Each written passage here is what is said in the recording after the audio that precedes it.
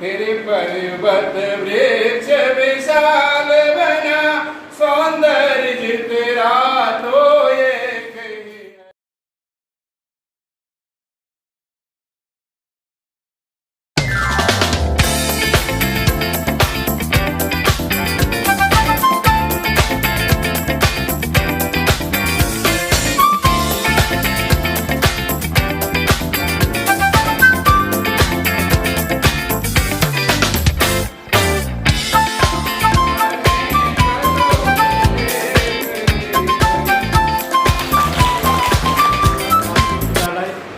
कन्याकुमारी में PGT math piece में कार्यरत हूँ। सभी को जोहार। मुझे जो मॉडल मिला है भावात्मक कल्याण एवं मानसिक स्वास्थ्य के बारे में, इसका मेन उद्देश्य है मानसिक स्वास्थ्य कौशल के बारे में जागरूकता बढ़ाना और तनावपूर्ण स्थितियों का सामना करने के लिए स्वयं और अपने साथियों की व्यक्तिगत ताकत और कौशल की पहचान करना। साथ ही इसका गतिविधि में बताया गया है कि चुनौतीपूर्ण भावनाओं का प्रबंधन करना।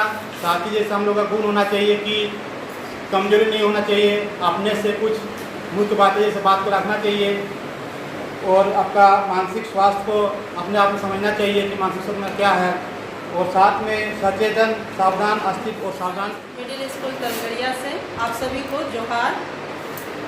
विद्यालय एवं स्वास्थ्य कार्यक्रम जो चलाया जा रहा है उसके अंतर्गत कुल 16 मॉड्यूल हैं।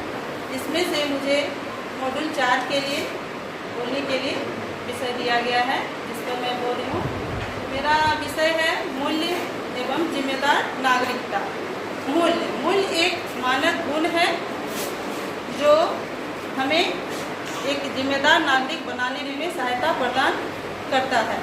मूल्य हमारे व्यवहार में उचित निर्णय लेने, उचित मार्गदर्शन करने में भी मदद करता है। और जब हम एक जिम्मेदार नागरिक बनते हैं तो हम दूसरों को भी सहयोग करते हैं और उसे भी बढ़ावा देते हैं कि वो भी दूसरे व्यक्तियों की सहायता करे और समाज का विकास करने में मदद करे। जोर से जोहार सभी का। मेरा नाम प्रतिभा कुमारी है। मैं चंदन क्यारी कस्तूरबा गांधी आवासीय विद्यालय से हूँ और मेरा टॉपिक है जेंडर में समानता। तो जेंडर में समानता है, लैंगिक समानता एक महत्वपूर्ण टॉपिक है जो आप लोग जानते ही होंगे। समाज के सभी हिस्सों में महिलाएं एवं पुरुषों की समान अधिकार और अवसर को महत्व दिया जाता है और भारत में लैंगिक समानता की दिशा में कई कदम उठाए भी गए हैं, जैसे आर्थिक विकास, शिक्षा, स्वास्थ्य, समाज में शांति और स्थिरता। और भारत में उठाए गए बहुत सारे कदम भी हैं, जैसे कानूनी अधिकार, शिक्षा के क्षेत्र में पहल, स्वास्थ्य सेवाएं। सामाजिक दृष्टिकोण से देखा जाए तो चुनौतियां भी बहुत सारी हैं। आर्थिक असमानता, शिक्षा में भेदभाव और समाधान है इसके जागरूकता बढ़ाना, जैसे बेटी बचाओ बेटी पढ़ाओ। शिक्षा में सुधार, आर्थिक अवसरों पर मौका देना महिलाओं को और पुरुषों में समानता जो आते हैं, जो महिलाओं को नौकरी में आगे बढ़ाते हैं। और लैंगिक समानता के लिए सामूहिक प्रयास की आवश्यकता होती है, जिसमें सरकार, समाज और व्यक्तिगत स्तर पर भागीदारी जरूरी है। केवल तभी हम एक समावेशी और प्रगतिशील समाज का निर्माण कर सकते हैं। विद्यालय से मूल्य चंदनकारी प्रकट से हूँ। आज इस विद्यालय स्वास्थ्य एवं कल्याण कार्यक्रम के अंतर्गत आज हम 4 दिवसीय प्रशिक्षण में यहाँ उपस्थित हैं और आज अंतिम दिन हमें कुछ मॉड्यूल पर चर्चा करने के लिए आमंत्रित किया गया है। आज मेरे लिए जो मॉड्यूल निर्धारित है वो है पोषण स्वास्थ्य। हम जिस उम्र के बच्चों के लिए ये प्रोग्राम चला रहे हैं, जिसमें किशोरावस्था के बच्चे, इस अवस्था में बच्चों को अच्छी भोजन, संतुलित भोजन की आवश्यकता होती है और इस समय बच्चों का विकास बहुत तीव्र गति से होता है। उनकी मांसपेशियां विकसित होती हैं और हमें चाहिए कि हम अपने बच्चों को ये बताएं कि हमें इस अवस्था में कैसे भोजन लेना चाहिए। हमारे भोजन में पोषक तत्व वाले भोजन की मात्रा ज़्यादा होनी चाहिए। और डिब्बाबंद भोजन होता है जो फास्ट फूड जिसे कहते हैं, जो बहुत जल्दी हम बन के तैयार तो हो जाता है, लेकिन उसका प्रभाव दूरगामी होता है, हानिकारक होता है। और बच्चों को इन चीज़ों की लालसा ज़्यादा जल्दी होती है, लेकिन वो लोग समझते नहीं हैं कि उसका क्या हानि होने वाला है। हम लोग भी झट से बना के दे देते हैं और इसका ख्याल नहीं रखते हैं, जिसके बच्चे आदी होते जाते हैं। लेकिन हमारे भोजन में बच्चों को हमारे भी भोजन में उन खाद्य पदार्थों का होना ज़्यादा है। जैसे कि सर ने फूड पिरामिड का एक जिक्र किया था, जिसमें ज़्यादा ऊर्जा देने वाले जो खाद्य पदार्थ हैं, जिसका चौड़ाकरण इसमें हम लोग को ज़्यादा मात्रा में लेना है। उसके बाद वसा वाले जो शुगर और वसा से संबंधित खाद्य पदार्थ हैं, उसकी मात्रा ऊपर में जाके है जो कम लेनी है। उसके बाद है सर, पोषण के बाद आता है स्वच्छता, जिसका हमारे स्वस्थ जीवन शैली के लिए बहुत ज़रूरी है। स्वच्छता में होता है हमारी व्यक्तिगत स्वच्छता, अच्छी आदतें जैसे सुबह जल्दी उठना, योगा करना, व्यायाम करना, उसके बाद अच्छा संतुलित डाइट लेना, और भी बहुत सारी आदतें हैं जिसमें व्यक्तिगत सफाई का भी स्थान आता है। हम अपने शारीरिक अंगों के अच्छे से साफ सफाई करें, जिसमें छोटी छोटी आदतें होती है, नाक में उंगली डालना, कान में उंगली डालना, शौच के बाद और अच्छे से हाथ को धोना। हाथ धोने के लिए भी बहुत अच्छे तरह से जो हम लोग को सर ने बताया वो बच्चों को सिखलाना है। उसके बाद फिर एक चीज़ और थी उसमें कि उन्नति भी नहीं होनी चाहिए सर। खाद्य पदार्थों के रख रखाव, खाद्य पदार्थों के भोजन, रसोई घर में भी हम स्वच्छता का ख्याल रख सकते हैं। भोजन बनाने से, सब्जी लाने से लेकर, सामान लाने से लेकर, फ्रिज में हम रख देते हैं तो उसको हम ढंग से रखें, उसको खुला ना छोड़े, पानी को ढक के रखें, खाना भी गर्म ज़्यादा देर का बना खाना ना खाएं। इस तरह की बहुत सारी सावधानियां हैं जो हम घर में बच्चों को सिखा सकते हैं, खुद भी उस पर अमल कर सकते हैं, विद्यालय में भी अपने बच्चों को बता सकते हैं। सर उसके बाद हम लोग इसी मॉड्यूल में हमने देखा था एनीमिया के बारे में चर्चा हुई थी। एनीमिया क्या है? हमारे शरीर के लाल रक्त कणों में हीमोग्लोबिन की मात्रा के कम हो जाने की स्थिति एनीमिया है। एनीमिया की कमी होने से बच्चों में जो विकास का जो ये होता है, किशोरावस्था में जो विकास का स्तर होता है वो बाधित होता है। वो ये अवस्था ऐसी है जिसमें बच्चों को ज़्यादा विकास उस समय ज़्यादा हुआ रहता है, तो आयरन की कमी होने से उनका विकास बाधित होगा। तो एनीमिया के कारण हमें उस बच्चों को जो अभी आयरन की गोली प्रोवाइड की जा रही है विद्यालयों में, 1 से 5 के बच्चों के लिए गुलाबी गोली और 6 से 8 वाले बच्चों के लिए नीली गोली, जो प्रत्येक बुधवार को बच्चों को विद्यालय में दी जाती है। और सर इसमें भी हम लोग डिवार्मिंग डे 10 फरवरी, 10 अगस्त या कुछ इस तरह का, 10 फरवरी, जिसके तहत हम बच्चों को कृमि से मुक्ति के लिए दिवस मनाते हैं, डिवार्मिंग डे मनाते हैं। तो सर इस मॉड्यूल का निष्कर्ष यही है कि हम अपने भोजन के साथ साथ में व्यक्तिगत स्वास्थ्य पर भी ध्यान दें, स्वच्छता पर भी ध्यान दें। धन्यवाद। साइंस टीचर मध्य विद्यालय सिंगरिया। मुझे मादक द्रव्यों या सेवन की रोकथाम एवं उसके प्रबंधन के बारे में बताया। सर्वप्रथम मुझे ये पता होना चाहिए कि हमारे विद्यालय में प्राय वैसे बच्चे आते हैं जिनके माता पिता या तो कृषक होते हैं या मजदूर होते हैं, और प्राय ऐसे व्यक्ति रात को मादक द्रव्य का सेवन करते हैं और बच्चे देखकर सीखते हैं। तो कुछ बच्चे ऐसे होते हैं हमारे विद्यालय में जो अपने माता पिता के द्वारा सीखते हैं, उनको देखते हुए सीखते हैं। कुछ बच्चे ऐसे होते हैं जो समाज से सीखते हैं, कुछ बच्चे ऐसे हैं जो अपने रिश्तेदारों से सीखते हैं, और कुछ बच्चे ऐसे होते हैं जो अपने साथियों से सीखते हैं। तो हमें वैसे बच्चों को चिन्हित कर उन बच्चों को मादक पदार्थ का सेवन करने से क्या क्या हानियाँ होती हैं, वो हानियाँ के बारे में बताना है, और उनसे शरीर में क्या क्या बीमारियाँ फैलती हैं उसके बारे में बताना है, और एक तुलनात्मक करके दिखाना है कि जो व्यक्ति मादक द्रव्य का सेवन करते हैं, कितने भी वो शिक्षित क्यों ना हो, उनको मान सम्मान बहुत कम मिलता है, और अगर कोई अनपढ़ है और मादक पदार्थ का सेवन नहीं करते हैं, उनको सम्मान समाज में कुछ ज़्यादा ही मिलता है। इस तरह से तुलनात्मक चित्रण करते हुए बच्चों को समझाना है और उन्हें मादक द्रव्य का सेवन न करें, इसको हम लोग। नमस्कार, जोहार। मेरा नाम सूरज कुमार मेहता, मैं उत्तर मित्र उच्च विद्यालय लालपुर से सहायक शिक्षक पढ़ता। मेरा मॉड्यूल है 8, स्वस्थ जीवन शैली को बढ़ावा देना। स्वस्थ जीवन शैली का मतलब है कि हम सुबह से शाम तक क्या करते हैं। सुबह जब हम उठते हैं तो उसके बाद जो हमारा दिनचर्या है कम से कम वो फॉलो होना चाहिए। आज के डेट में जो हम लोग दिनचर्या को फॉलो कर रहे हैं कि बेड टी का एक बैड हैबिट आ गया है। बेड टी सोए रहेंगे और चाय आ गया। चाय से सभी को जानते हैं कि बहुत सारा नुकसान होता है, फिर भी पीते हैं। कोल्ड ड्रिंक्स नहीं पीना चाहिए, सबको जानते हैं, लेकिन कोल्ड ड्रिंक को पीते हैं। और एक्सरसाइज वगैरह का नाम आजकल लगभग भूल गया है सभी को। इसका ताज़ा उदाहरण हम लोग देख सकते हैं कि भारत में हम लोग 60 साल का उम्र होता है और बोलते हैं बूढ़ा हो गए। जापान में जब तक 80-90 साल 100 साल नहीं हो जाता है तब तक बूढ़ा नहीं मानता है। 60 साल वाला है समझिए वो लोग यंग रहता है। तो ये स्थिति हम लोग देख सकते हैं दोनों में तुलनात्मक तरीके से कि हमारे देश का स्थिति क्या है। हम लोग के देश का औसत आयु भी लगभग 67-68 साल दिखा रहा है अभी, और जापान का भी औसत आयु लगभग 80 साल से ऊपर है। औसत आयु का बात कर रहे हैं, लेकिन 100 साल से ऊपर जीने वाले को वहाँ बूढ़ा माना जाता है कि 100 साल से जब ऊपर हो गया तो इसका सीधा असर हम लोग के जीवन शैली पर हो रहा है कि सुबह उठ के कम से कम एक्सरसाइज होना चाहिए, पानी पीना चाहिए हर 2 घंटे 3 घंटे में। और नियम बोला जाता है कि खाना खाने से 1 घंटा पहले और खाना खाने के 1 घंटा बाद पानी नहीं पीना चाहिए, जब तक 1 घंटा नहीं पीते तब तक। लेकिन हम लोग बैड हैबिट की वजह से क्या करते हैं कि खाने के साथ साथ 2 गिलास 3 गिलास पानी ले लेते हैं। ये हम लोग के जीवन शैली में ज़बरदस्ती घुसाया जा रहा है। इस तरह से बहुत सारा है। शरीर के अंदर बोला जाता है कि गर्म खाना जितना दे सकें उतना अच्छा है, लेकिन हम लोग शरीर के अंदर ठंडा देते हैं, कोल्ड वाटर देते हैं, चिल्ड वाटर देते हैं, है ना। और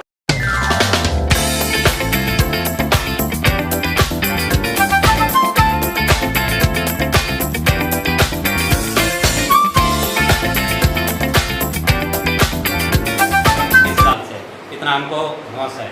बचपन में खाए होंगे वो अलग बात है, लेकिन इधर नहीं खाए हैं। और आज तक अभी मतलब चाय भी हम नहीं पिए लगभग 25-30 साल से, जब से हम होश संभाले हैं। चाय नहीं पिए, कोल्ड ड्रिंक्स नहीं पिए, सिगरेट नहीं पिए हैं, है ना, गुटखा वगैरह नहीं खाया है। तो इस तरह से हम अपने आप के मन शक्ति को मतलब बढ़ा के मन के शक्ति को और जीवन शैली को बेहतर कर सकते हैं। कम से कम हम लोग टीचर हैं तो इस चीज़ को समझ सकते हैं, ताकि आने वाले जो हमारे स्कूल में बच्चे होते हैं, किशोरियाँ, उनको हम बेहतर तरीके से समझा सकते हैं। जब तक हम अपने उस चीज़ को फॉलो नहीं करेंगे तब तक अगला को हम नहीं बता सकते हैं। महात्मा गांधी जी का एक छोटा सा उदाहरण हम देना चाहते हैं। जब वो साबरमती आश्रम में रहते थे तो एक माँ जो है छोटे बच्चे को लेते गई कि देखिए ना ये बहुत चीनी खाता है, मीठा खाता है। तो बोले अच्छा ठीक है, आज सुना 1 सप्ताह बाद लाना। 1 सप्ताह बाद फिर गए, माँ लेके गई उस बच्चे को, तो फिर बोले कि नहीं 1 सप्ताह बाद आना।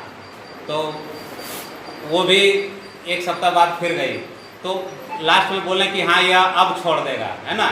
तो बोले कि ये चीज़ आप पहले भी बोल सकते हैं, ज़्यादा तो कुछ किए नहीं। तो बोले इस पर हम भी खाते थे मीठा, हम उस चीज़ को अपने पर अप्लाई कर रहे थे कि हम 1 सप्ताह में छोड़ के देख पाते हैं कि नहीं, तब हम अगला को बताएंगे ना। तो जब तक आप अपने पे उस चीज़ को लागू नहीं करिएगा, आप अगला को नहीं सिखा सकिएगा। ये हो गया प्रवचन देना कि हम खुद नहीं करते हैं, अगला को प्रवचन दे रहे हैं। उसी का ताज़ा उदाहरण आज हम लोग देखते हैं। धर्म उरम से लेके सभी चीज़ में साधु संत उस चीज़ को अपने फॉलो नहीं करेगा, अगला को फॉलो करवाएगा, अपने स्मोच करेगा, अभी जाके तिहाड़ जेल में और वहाँ पर बहुत सारा ऐसा है। तो इसका ताज़ा उदाहरण है। तो जीवन शैली को जब तक आप नहीं सुधारिएगा, बच्चा को आप नहीं सिखा सकते हैं। ठीक है, इतना ही करके मैं अपना बात को समाप्त करता हूँ। धन्यवाद। विप्लव कुमार सिंह मेरा नाम, और विद्यालय है उत्क्रमित मध्य विद्यालय देउल्टा चंदनपुर। तो आज प्रशिक्षण सत्र का अंतिम दिन और अंतिम पड़ाव पर हम लोग हैं, और यहाँ हमें आज जो 16 मॉड्यूल के बारे में क्रमशः बताया गया, उसके अंतिम प्रशिक्षण में एक मॉड्यूल पर बात करने के लिए हम लोग को कुछ शिक्षकों को दायित्व सौंपा गया। तो मुझे मिला है प्रजनन स्वास्थ्य और HIV की रोकथाम। तो मैं इस संदर्भ में कहना चाहूँगा कि हमारे विद्यालय में जो बच्चे आते हैं शायद इसके बारे में पूरी तरह से अनभिज्ञ रहते हैं कि प्रजनन है क्या। हम लोग जानते हैं, एक शिक्षक होने के नाते और एक वयस्क होने के नाते हम लोग जानते हैं कि प्रजनन है क्या। हम प्रजनन का मतलब होता है कि हमारे ही तरह जीवों का उत्पत्ति करना, एक अपोजिट जेंडर के साथ मिलकर दूसरे अपने जैसे जीवों को जन्म देना। लेकिन प्रजनन अंगों का स्वास्थ्य करना, एक्चुअली प्रजनन स्वास्थ्य का मतलब होता है मेरे ख्याल से, या इस मॉड्यूल में जितना बताया गया, कि शारीरिक, मानसिक और जितने भी प्रजनन प्रणाली से संबंधित शारीरिक, मानसिक और सामाजिक कल्याण की स्थिति को ही हम मानेंगे प्रजनन स्वास्थ्य। तो ये प्रजनन स्वास्थ्य से के कारण यदि हम इसके कुप्रभाव, इसका अर्थ हुआ, इसका तात्पर्य यह हुआ कि हम सक्षम है कि हमें कब प्रजनन के लिए जाना है और कब नहीं जाना है। इसमें किसी की असंतुष्टि नहीं होनी चाहिए। हम शारीरिक रूप से होना चाहिए। इस विचार के लिए हम स्वतंत्र हैं कि हम अपने विचार खुद ले सकते हैं, हम इसके लिए सक्षम हैं और हमें कैसे कब क्या करना है। लेकिन इसे बच्चे वाले हानिकारक प्रभाव क्या हो सकता है? जैसे सबसे पहले HIV यानी ह्यूमन डिफिशिएंसी वायरस। तो ये इसके कारण जो बीमारी होती है वो एड्स, और एड्स का फुल फॉर्म हो गया एक्वायर्ड इम्यूनो डिफिशिएंसी सिंड्रोम। तो ये एड्स जो है एक भयंकर बीमारी है जो लाइलाज बीमारी है, जिसका आज तक इलाज नहीं है। लेकिन सुरक्षा ही इसका बचाव है और हमको सुरक्षित यौन संबंध जब भी करना है, सुरक्षित यौन संबंध करना है, असुरक्षित यौन संबंध में नहीं जाना है। और उसमें अपनी स्व इच्छा से, स्व विवेक से जो होता है उसमें किसी तरह की कोई परेशानी नहीं है। लेकिन किसी तरह जबरदस्ती, किसी तरह का उस तरह का बचाव के लिए हम इतना ही कहेंगे कि इससे बचाव के लिए हमको ब्लड कांटेक्ट नहीं होना चाहिए। जैसे सुई, एक इंजेक्शन से आजकल, इसीलिए तो हम तो नहीं जानते कि कौन संक्रमित है, हमको इसलिए डिस्पोजल सुई का ही यूज करना है जब भी करना है। अगर हम सेविंग के लिए जाते हैं तो वहां पर हो सकता है कि बर्बर जो है वो किसी जो संक्रमित व्यक्ति का सेव किए हैं उसका कहीं कटिंग हुआ है, उस कटिंग से अगर एक स्वस्थ व्यक्ति को भी किया जाए तो यदि उनका भी कटिंग होता है तो ब्लड कांटेक्ट में आता है, तो इससे ये एड्स प्रभाव पड़ता है, एड्स की बीमारी फैल सकती है। तो हमें इससे बचना। हमारे बच्चे एकदम शायद किशोरावस्था की शुरुआत करते हैं हमारे विद्यालय में आकर, और उस समय वो किसी गलत भावना में न जाए, गलत तरीके से न जाए, इसके बारे में उसको सचेत करना है, उसको सारी जानकारी हमको प्रदान करना है ताकि वो सुरक्षित रहे, क्योंकि ये हमारा प्राथमिक कर्तव्य होना चाहिए। मोहम्मद जफरुद्दीन अंसारी, सहायक अध्यापक UMS उर्दू सिवंडी। आज हमारा जो टॉपिक है इंटरनेट और सोशल मीडिया उपयोग में सुरक्षित। आज तो हम लोग जान रहे हैं कि सोशल मीडिया और इंटरनेट कितना हम लोगों के लिए उपयोगी हो गया है। पूरे दुनिया में इंटरनेट और सोशल मीडिया का जो जाल बिछा हुआ है उससे हम लोग अचेत नहीं हैं। आज जितने भी हम लोग का दैनिक कार्य में इस चीज़ को उपयोग करना पड़ रहा है, मगर इसमें सुरक्षित ढंग से किस तरह हम लोग इसको उपयोग करेंगे, इसमें भी हम लोगों को सचेत रहना है। आए दिन आप लोग देखते होंगे कि धोखाधड़ी, साइबर क्राइम होता आ रहा है, जिससे हमारी धन मन की नुकसान हो रहा है, या तो फिर हमारे अकाउंट्स खाली हो जाते हैं। इसलिए इससे हम लोगों को बचने के लिए हमें ये कुछ ऐसे पासवर्ड बनाना पड़ता है, या तो फिर इनसे बचने के लिए कुछ सुरक्षित प्राइवेसी रखना पड़ता है। और जो है कि हम लोग ये इस चीज़ से बचने के लिए हम लोग जो है सचेत रहना है, और इस प्रकार जो है हम लोग जो है बच सकते हैं। कम्युनिटी मेंटेन करना पड़ता है। उससे क्या है कि इस इंटरनेट से फेसबुक और ये इंस्टाग्राम, ये सब सी चीज़ों से हमें उसके गाइडलाइंस को पढ़ना चाहिए। उससे हमारे जो है ये सब समस्या का समाधान मिलेगा। बताना है कि बच्चों इस सोशल मीडिया और इंटरनेट का जो आप उपयोग करेंगे तो उसको भी आपको जो है सावधानी पूर्वक करना है। ये नहीं कि किसी का अगर ऐप खुला हुआ है तो उसके साथ उसका ऐप में आपको छेड़छाड़ नहीं करना है, क्योंकि उससे भी हमारा जो है नुकसान हो सकता है। और बच्चों को ये भी बताना है कि आपको जो है कम्युनिटी हम इससे बचा जा सकता है हमें, और इस समस्या का कैसे हम इससे ज़्यादा से ज़्यादा हम बच सकते हैं। ब्लैकमेलिंग, ट्रोलिंग, ये सारा चीज़ जो है आपके साथ हो सकता है, इसलिए इस चीज़ से आपको बचना है। और इसी बात, मेरा नाम जगत कुमार, मैं मध्य विद्यालय चंद्रा में शिक्षक हूँ और 4 दिन के इस प्रशिक्षण में मेरा टॉपिक था चोट और हिंसा का क्या प्रभाव पड़ता है बच्चों के ऊपर, उससे संबंधित रहा। तो हम लोग सभी जानते हैं कि हिंसा का मतलब होता है किसी तरह की ऐसी भावना या चोट पहुंचाना जिससे किसी के व्यवहार में कुछ परिवर्तन आ जाए या उसके शारीरिक रूप से कोई उसको हानि पहुंचे या मानसिक रूप से वो अस्वस्थ हो जाए। तो हम लोग चूँकि शिक्षक जुड़े हुए छात्रों से जुड़े हुए हैं, तो अक्सर विद्यालय में हिंसा का बहुत सा रूप देखने को मिलता है हम लोगों को। तो 3 तरह के हिंसा के रूप हम लोग प्रायः देखते हैं। एक भावनात्मक हिंसा का रूप होता है, एक होता है शारीरिक हिंसा, और एक होता है यौन उत्पीड़न से संबंधित, जो खासकर बच्चों और बच्चियों के बीच में एक दूसरे को चिढ़ाना, एक दूसरे को प्रताड़ित करना या बुरी नज़र से देखना।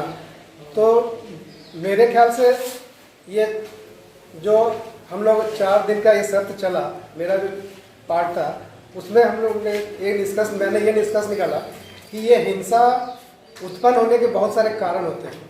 और हिंसा उत्पन्न होने का कारण होता है वो बच्चा किस माहौल से आ रहा है मेरे पास, उसके घर की स्थिति क्या है, उसकी मानसिक स्थिति क्या है, हम उसके साथ किस तरह का व्यवहार करते हैं। बहुत सा ऐसा व्यवहार होता है शिक्षक का छात्रों के प्रति कि हम लोग छात्रों को उनको दूसरे छात्रों के सामने डांट देते हैं या कोई ऐसा कथन कर देते हैं कि उसको बुरा लग जाता है। तो वो देखता है, हम लोग देखते हैं क्या है कि वो बच्चा कुछ निगेटिव टाइप का बिहेवियर करने लगता है, वो या तो अन्य बच्चों के साथ या टीचर के साथ। मेरे साथ एक घटना घटी थी। एक कक्षा में एक बच्चा था, वो काफ़ी बदमाशी करता था वो। तो मैंने उसको 2-3 दिन 4 दिन देखा और एक दिन उससे रहा नहीं गया, तो मैंने पूरे क्लास में उसको डांट दिया। तो डांटा तो वो बच्चा इतना एग्रेसिव हो गया, वो उसके मुंह से गाली निकल गया, माँ का गाली मेरे प्रति। तो मैंने समझ गया कि मैंने बहुत बड़ी गलती कर दी। तुरंत मैंने उस बच्चे को बैठाया, वहीं पर शांत कराया। उसके बाद बोला ठीक है क्लास, बाकी मैंने क्लास लिया वहाँ पर। उसके बाद उसको बाहर मैंने बुलाया बच्चे को और शांत करके उसको पूछा कि तुम इतने एग्रेसिव हो के किसको गाली दिए थे। ना सर, मेरे मुंह से निकल गया ये गाली, ये तो हम आपको दिए थे। हम क्यों दिए थे हमको गाली? ना आप हम बदमाशी करते हैं तो बदमाशी तो करते हैं तो बार बार हमको क्यों डांटते हैं आप क्लास के अंदर? तो मुझे ये गलती महसूस हुई कि बार बार बच्चों को अगर हम किसी के सामने डांटते हैं तो वो अपने आप को ज़्यादा वो उपेक्षित महसूस करता है, और उसकी वो उपेक्षा जो है वो कभी न कभी बाहर आती है, ये सामने वाले के सामने वो प्रदर्शित करता है अपनी भावना को। तो ये एक हिंसा का रूप होता है। तो हिंसा से बचने के लिए हम लोग क्या उपाय कर सकते हैं? तो मैं अपना जैसा मंतव्य जानता हूँ कि शब्द आया था इस ट्रेनिंग के बीच में, ओला, observe, listen, ask not, act. इसमें यहाँ पर हम लोग उसको एक्ट कर सकते हैं, एक्ट ए से एक्ट कर सकते हैं कि आप हिंसा अगर कहीं देख रहे हैं या हिंसा कहीं आपको लग रहा है कि वहाँ हिंसा हो रही है, तो उसको ऑब्जर्व करना चाहिए। जैसे हम लोग केस स्टडी देखे थे, पति पत्नी का कहानी था। इसमें वो पत्नी जो है ज़्यादा नमक डाल देती है तो उसके पति उसको तुरंत मतलब एक्शन में आके उसको थप्पड़ मार देते हैं। तो वहाँ पर अगर हम लोग ये ओला अप्लाई करते हैं, अगर ऑब्जर्व करते हैं और उसको लिसन या सुनते, उसकी बात को सुनते किस कारण से ये हो गया, और वो मेरा एक्ट अगर वहाँ बदल जाता तो वो हिंसा का रूप नहीं होकर के मतलब हम दूसरे भाव से भी उसको हम लोग समझा सकते थे या अपना काम जो है वो हम कर सकते थे। यही कहकर मैं अपना तक समाप्त करता। सबसे पहले दिन आए थे, हमको भी ऐसा फीलिंग हो रहा था कि हम बेकार आगे हैं, टूट के परेशान होने के। फिर बाद में लगा कि हम अच्छा ही सीख रहे हैं और लगता है कुछ दिन और होता तो अच्छा लगता है, ऐसा कुछ फीलिंग हो रहा है। वास्तविकता यही है कि किसी भी ट्रेनिंग में जब हम लोग को किसी भी शिक्षक या सहायक अध्यापक का नाम आता है तो थोड़ा बेहिचक टाइप का हिचक टाइप का आता है कि क्या होगा, क्या बिना मतलब का हमको यहाँ वहाँ दे दिया। लेकिन वास्तविक मायने में वर्तमान परिप्रेक्ष्य में यदि हम इस ट्रेनिंग को अपने विद्यालय के बच्चों में उतारें, हम समझ रहे हैं कि हमारे बच्चे का भविष्य जो है भविष्य में शिक्षित होने में बहुत लाभदायक होगा। के लिए बहुत जरूरी है। हमको पहले अपने घर में इसको उतारने की आवश्यकता है ताकि अपने बाल बच्चे सुरक्षित रहे। हर तरह का आज का जो इंटरनेशनल दुनिया है इसमें बहुत तरह का मसला हो रहा है। इससे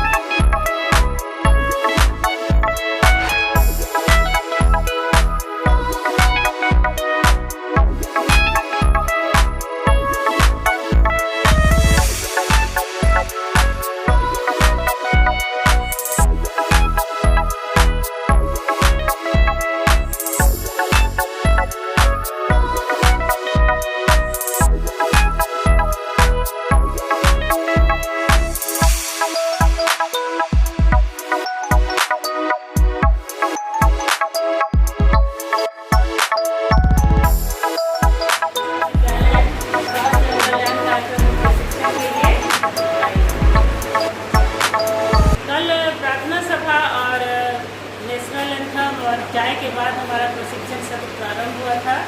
इसमें सबसे पहले हिंसा और चोट के खिलाफ सुरक्षा, इस मॉड्यूल पे प्रशिक्षक महोदयों ने चर्चा किया।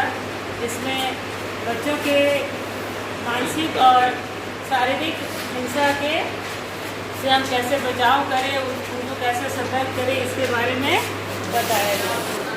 और इसके बाद उसको एक ऐसा कानून है जो उनके शोषण यदि उनके खिलाफ होता है तो उनको कानूनन सुरक्षा प्रदान करता है। इसके बाद हमारा था इंटरनेट एवं सोशल नेटवर्किंग के उपयोग को बढ़ावा देना।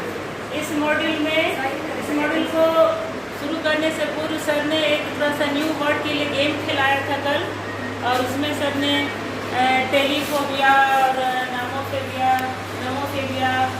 गूगल, ग्रूमिंग, ये सारे वर्ड्स के बारे में चर्चा किया, बताया था। इसके अलावा और दो सामाजिक बुराई, मानव तस्करी और बाल विवाह के बारे में कल चर्चा हुई। कल का सत्र समाप्त होने के बाद हम आज जो है सड़क सुरक्षा पर सत्र प्रारंभ हुआ, और सड़क पर हम कैसे यातायात के नियमों का पालन करना बच्चों को सिखाएं, और खुद कैसे 2 व्हीलर और 4 व्हीलर साइकिल के चालकों के लिए यातायात के साधनों को कैसे उपयोग सही तरीके से करना है, ये आज बताया गया। इसके बाद दहेज प्रथा पर चर्चा की गई, और आज हमारा सत्र ये 4 दिवसीय कार्यक्रम है, आज हमारा समाप्त होता है। ये कार्यक्रम हम शिक्षकों के लिए और हमारे साथ साथ हमारे विद्यालय के बच्चों के लिए भी बहुत लाभकारी है, जो हम अपने बच्चों को इन सारी सामाजिक बुराइयों से दूर रखें और उन्हें सतर्क से और सफलतापूर्वक अपने जीवन में रहने के लिए सिखा सकें। ये हमारे लिए बहुत लाभकारी है। यहाँ पर 4 दिवसीय प्रशिक्षण लेकर अच्छा लगा। मैं दिशा कुमारी यूएस आजाद नगर की शिक्षिका हूँ, और मुझे विद्यालय स्वास्थ्य एवं कल्याण कार्यक्रम के अंतर्गत यहाँ पर ट्रेनिंग के लिए भेजा गया। और सबसे पहले तो मैं अपने प्रधानाध्यापक का बहुत शुक्रगुजार हूँ कि इस कार्यक्रम में भेजा गया।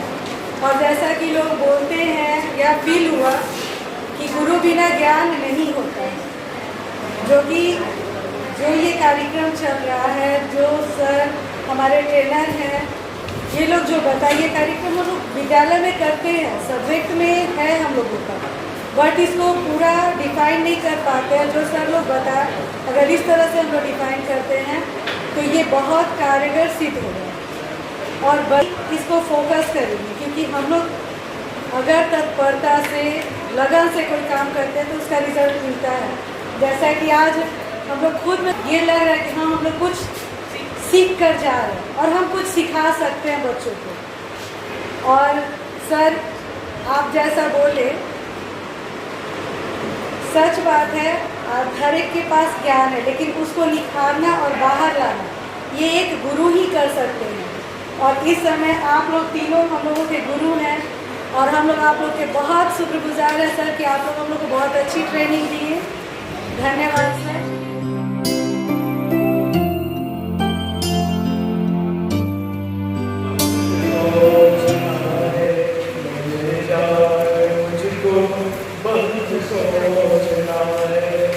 मोहब्बत की दुनिया सजाने से पहले मेरी जान मुझको बहुत सोचना है, तुम्हें अपना साथी बनाने से पहले मेरी जान मुझको बहुत सोचना है।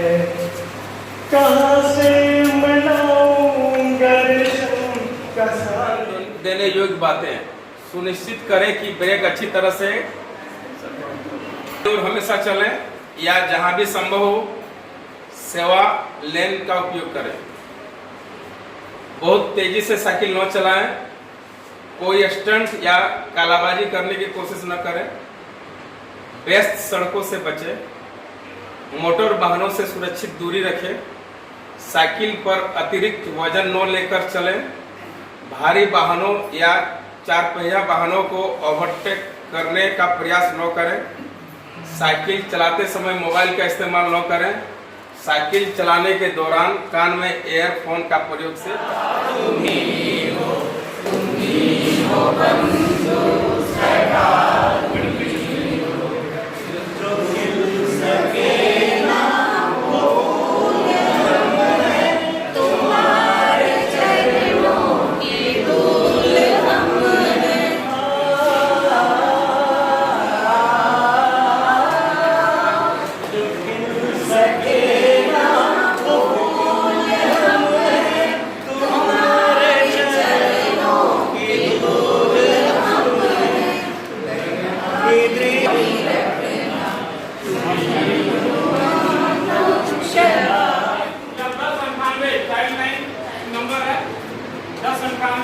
इसका भी वो इस्तेमाल कर सकते हैं। या एक और टोल फ्री नंबर है 1800-3456-531। इन नंबरों पर संपर्क कर सकते हैं और इसके बारे में यदि इस तरह का कृत्य किसी के साथ हो रहा है या किसी को लोभ लालच दे करके उसको ले जाया जा रहा है, भला फुसलाया जा रहा है, तो इस नंबरों पर संपर्क कर सकते हैं और इसकी सूचना वहाँ दे सकते हैं। भारत में मानव तस्करी को रोकने से संबंधित कुछ कानूनी प्रावधान भी है। क्या है इसमें, इसको ध्यान रखिएगा, याद भी रखिएगा, पोस्ट टेस्ट में भी आ सकता है इसका।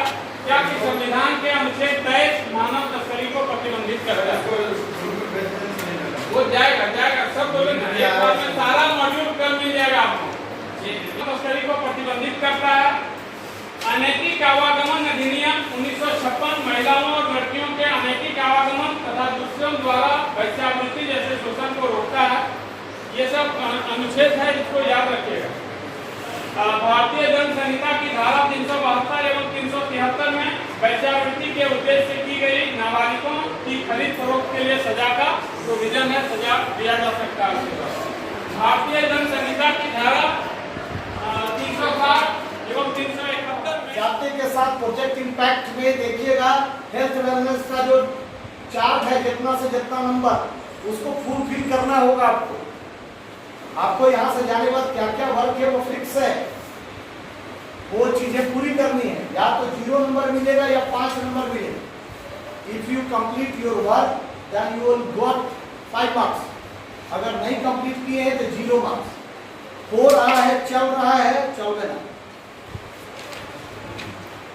दिमाग में रखिएगा। जो अभी चल रहा है बाहर, अब कहेगा कुछ लोग अरे जो कर लेगा, जो होगा देख लिया। कि वो रजिस्टर तैयार करना, आपको कहीं न कहीं वाल में स्ट्रिप लगाना है। नई मशीन नहीं है तो अनुदान से नई मशीन का रिक्विजिशन देना है, नई मशीन खरीदवाना है, लगा के उसके वजन से ऊपर से 5 फीट 6 फीट का स्केल लगा देना है मार्क दीवार में। आप जो कराए इसके लिए साधुवाद, लेकिन बाकी लोग नहीं हुआ है ना, तो उनके यहाँ लोग कराए हैं।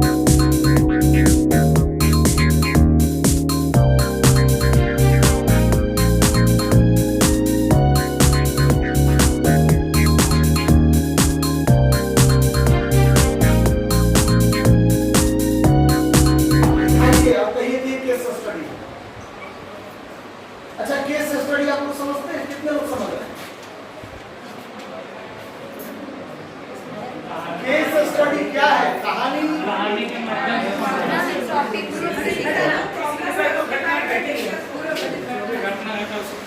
ठीक है, और क्या इंडिकेटर्स है उसके केस स्टडी? देखने में तो कहानी लगता है, लेकिन क्या कहानी है? किसके साथ बीती? बच्चों के साथ है, तो आपको कैसे पता? ये तो आप जो नहीं पढ़ना, कहीं नहीं मिला आपको पढ़ने, तो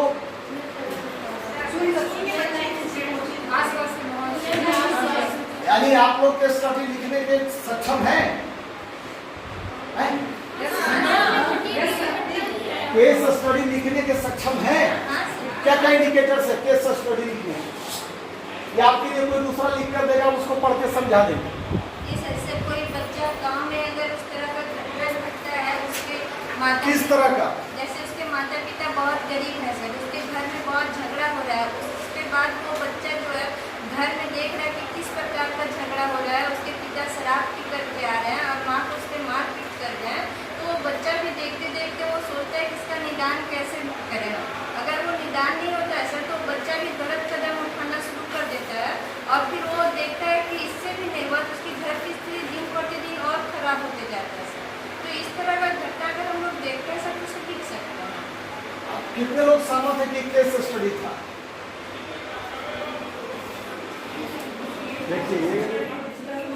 वहाँ से बात कर रहे, फिर वो ऐसा डिप्रेशन में गए कि वो खुद को ही ख़त्म कर दी।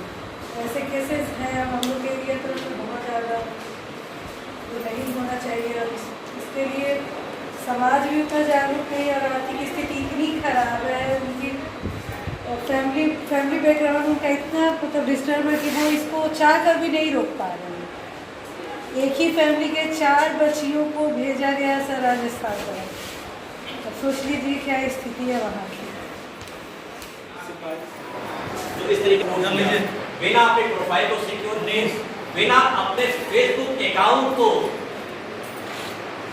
क्लोज किए, फेसबुक का जो अकाउंट है, प्रोफाइल है, क्या लॉक किया है उन्होंने? कितने लोगों को पता है कि प्रोफाइल को लॉक किया सकते हैं? 1 2 3 कुछ लोग केवल 4 5 6 लोग हैं जी। बाकी लोग हम अभी भी देख रहे हैं, फेसबुक प्लेटफॉर्म पर जब जाते हैं, खोलते हैं, तो देखते हैं बहुत से ऐसे लोग हैं जो जिनके प्रोफाइल ओपन है, मतलब हम उसको आराम से बोले ओपन करें और उसके अंतर्गत उनके जो भी विचार हैं, जो भी फोटोज हैं, पर्सनल रिलेटिव के फोटोज हैं, हम उनको बड़े आराम से देख सकते हैं। लेकिन अगर लॉक करें, ये करो, इसको करो, सजेशन देंगे और चले जाएंगे। बहुत कम ही ऐसे लोग होंगे जो वहाँ पर रुकेंगे, उसकी मदद करेंगे, है कि नहीं? क्योंकि सब क्या चाहते हैं कि कौन इस पकड़े में पड़े। ठीक है, इसी तरह से अगर किसी लड़की के साथ बाजार में कोई घटना हो रही है, जैसे उन्होंने बताया कि बच्ची मदद के लिए बुला सकती है, चिल्ला सकती है, या उस समय वहाँ पे हो सकता है बहुत भीड़ भाड़ हो, लेकिन कुछ लोग उसकी मदद के लिए आ सकते हैं, लेकिन ऐसा बहुत कम होता है कि सभी लोग एक साथ मिलकर आते हैं। पहले किसी एक को शुरुआत वहाँ करने की आवश्यकता है ना? अगर कोई एक हिम्मत दिखाता है तो धीरे धीरे हो सकता है कि लोग उसके साथ में जुड़ना शुरू करें।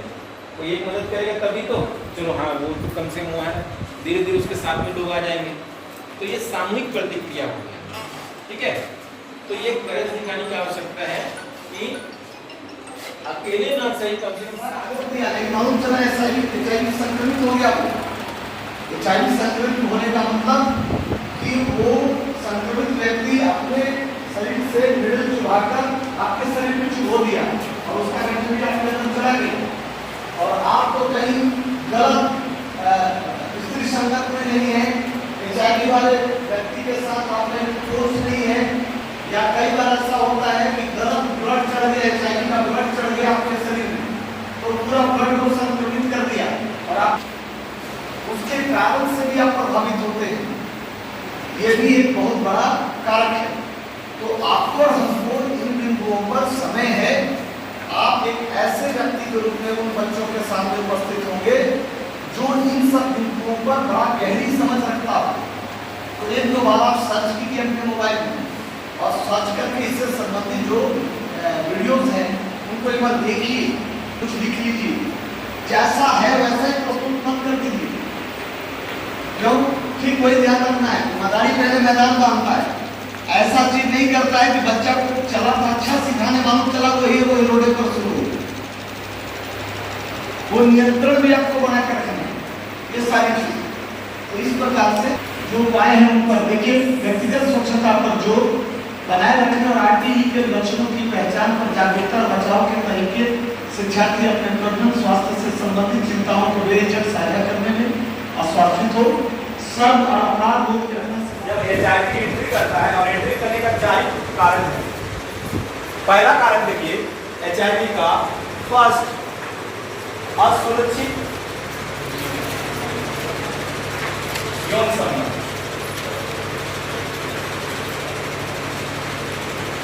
दूसरा, अगर संक्रमित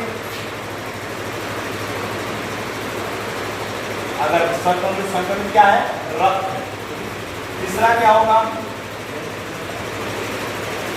जिसको हम लोग ब्लेड बोल रहे हैं या सीरीज बोल रहे हैं, उसकी वजह से भी हो सकता है। और अगर चौथा क्या है? मां से भ्रूण में जाना, यानी बच्चे में। ये 4 चीजें हैं और चारों चीज का एक ही चीज है जिसका नाम है ब्लड कांटेक्ट के आना। ब्लड का कांटेक्ट में आ गया, ब्लड के कांटेक्ट में अगर आ गया कौन? HIV, तो ऑटोमेटिकली वो हमारे बॉडी के अंदर एंट्री करेगा और एंट्री करेगा तो हमारी जो इम्यून सिस्टम है उसको क्लियर कर देगा।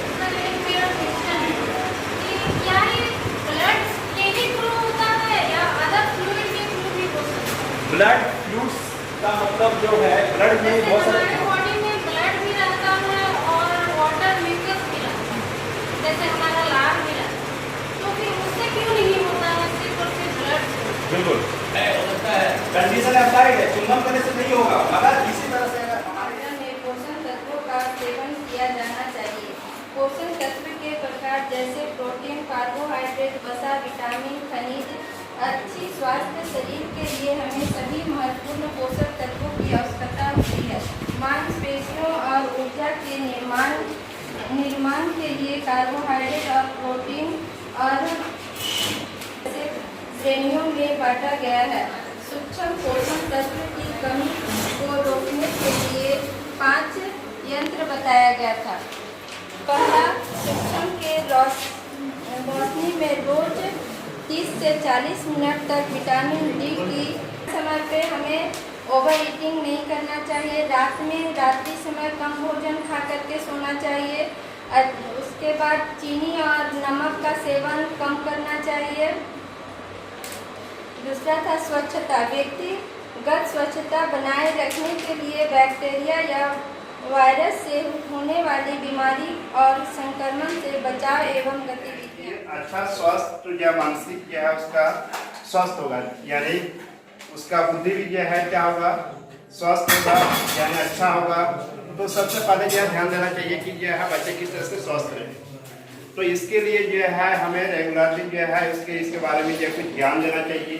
कुछ इसके बारे में 25/6/2024 का प्रतिवेदन आज मैं प्रस्तुत कर रहा हूँ। कक्षा की शुरुआत सर्वप्रथम प्रार्थना से होती है। प्रार्थना के पश्चात इस कार्यक्रम के तहत जो मॉड्यूल हमें पढ़ना है उन मॉड्यूलों पर चर्चा होती है। मॉड्यूल नंबर 6 पोषण, स्वास्थ्य और स्वच्छता पर चर्चा की जाती है। पोषण से संबंध में कार्बोहाइड्रेट, प्रोटीन, वसा, विटामिन आदि बातों पर चर्चा होती है। किन चीज़ों में हमें कार्बोहाइड्रेट हमें मिलता है, वसा पाई जाती है, प्रोटीन पाई जाती है, विटामिन पाए जाते हैं, उस पर चर्चा होती है। उस पर भी चर्चा होती है। उसके उपाय भी लोगों के बीच साझा की जाती है। स्वच्छता हमारे जीवन में कितना महत्वपूर्ण है उस पर उदाहरण सहित लोगों के बीच में साझा की जाती है। अब मॉड्यूल नंबर 8 पर भी जो है हम लोगों के बीच में जो है चर्चा हुई। इस मॉड्यूल का नाम था या मोटो था स्वस्थ जीवन शैली को बढ़ावा देना। इस पर हमारे बीच बातें होती है।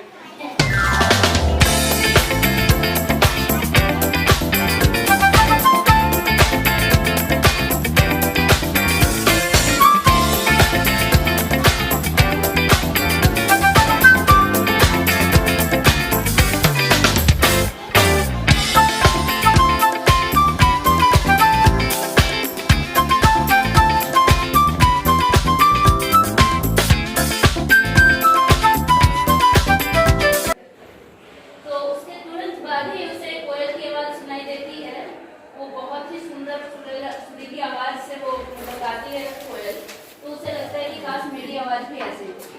तो वो शायद जो है प्रकृति देवी के पास वो अपना विनती रखती है कि मेरी आवाज़ को इतने खराब ढंग से क्यों रखा गया, मुझे भी एक अच्छी सुंदर आवाज़ देनी चाहिए थी। तो फिर ऐसा कहा गया कि आपको नाचने के लिए इतने सुंदर पंख दिए हुए हैं और किसी को गाने के लिए सुरीली आवाज़ दी हुई है। तो प्रकृति में हर कोई अपने जैसा सुंदर है, कोई किसी और के जगह सुंदर नहीं हो सकता है, इसलिए किसी और से तुलना नहीं करनी।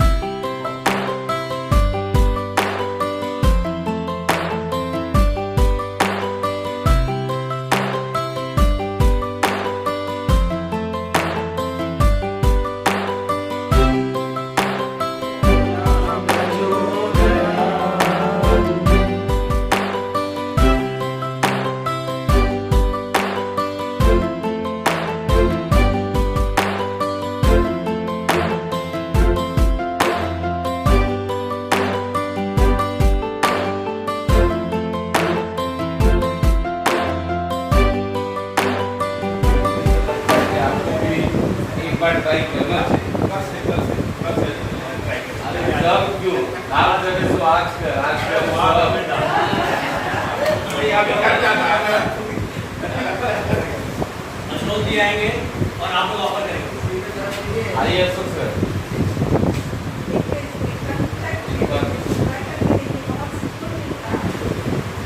जहाँ तक मैं जानता हूँ सिगरेट से काफी नुकसान होती है, फिर भी आप सभी लोग एक्सरसाइज कर रहे हैं। तो एक बार पी सकता था, जरूर एक बार ट्राई कर सकता था, लेकिन मुझे ये डर है कि मैं एक बार पीऊँगा तो हमेशा के लिए अभ्यस्त हो जाऊँगा और इसे शायद रोज पीने के आदी हो जाए। इसलिए मैं नहीं पीऊँगा क्योंकि ये नुकसानदेह है। ऐसा कुछ भी नहीं है, आप एक बार ट्राई तो करिए। देखिए इससे बहुत सारी नुकसान हो सकती है, जैसे सिगरेट पीने से हमारे फेफड़े में जो है नुकसान हो सकता है। और ये जो आप लोग फैशन का ये इस्तेमाल सोच रहे कि फैशन का ये चीज़ है, तो बिल्कुल कतई ये बिल्कुल गलत है। ये फैशन का चीज़ नहीं है। आप भले ही आप लोगों को लगता है कि इसको पीने से हम दोस्तों के बिल्कुल अलग दिखेंगे, तो वो दोस्त भले आप मुंह के सामने पढ़ाई करें, लेकिन बाद में आप लोग निश्चित तौर से बहुत गलत समझते हैं कि लोग पता नहीं कैसे परिवेश से आए हैं ये सिगरेट पीते हैं। और ये कभी भी मैं आप लोगों को सलाह नहीं दूंगा कि आप पीजिए या किसी को पिलाने को दबाव करें। और आप अगर ये कहते हैं कि नहीं उनके चलते में बिल्कुल गलत है, क्योंकि आप भी ये जानते हैं कि कीचड़ में भी कमल जो है खिलती है। तो कीचड़ काफी गंदी है, उसकी जाती है जो सबको प्यारे लगती है, वो कमल का फूल। और कीचड़ को कोई नहीं पूछता, उस कमल को कीचड़ से तोड़ के लाता, उसको पूजा या किसी भी अच्छे जगह पे उसको ले जाके इस्तेमाल करता है। तो आज से नहीं